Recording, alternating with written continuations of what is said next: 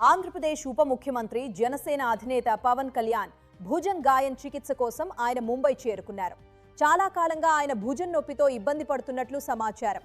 వైద్య పరీక్షలు, చికిత్స నిమిత్తం పవన్ కళ్యాణ్ ముంబైలోని ప్రఖ్యాత కోకిలాబెన్ ధీరూభాయ్ అంబానీ ఆసుపత్రికి వెళ్లారు.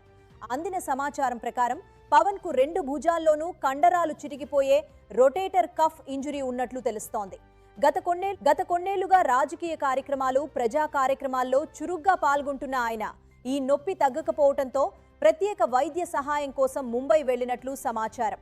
ఇటీవలి కాలంలో పవన్ కు ఇది 2వ ఆరోగ్య సమస్య. ఈ ఏడాది ఆరంభంలో హైదరాబాద్లో ఆయన ముక్కుకు సంబంధించిన శస్త్రచికిత్స చేయించుకున్నారు. దాని నుంచి కోలుకున్నా భుజం నొప్పి మాత్రం వెంటాడుతూనే ఉండటంతో సమగ్ర వైద్య పరీక్షలు చేయించుకోవాలని వైద్యులు సూచించారు. భార్య అన్నా లెజ్నేవాతో కలిసి పవన్ ముంబై చేరుకున్నట్లు సమాచారం. ప్రస్తుతం ఆయనకు వివరమైన వైద్య పరీక్షలు జరుగుతున్నాయి.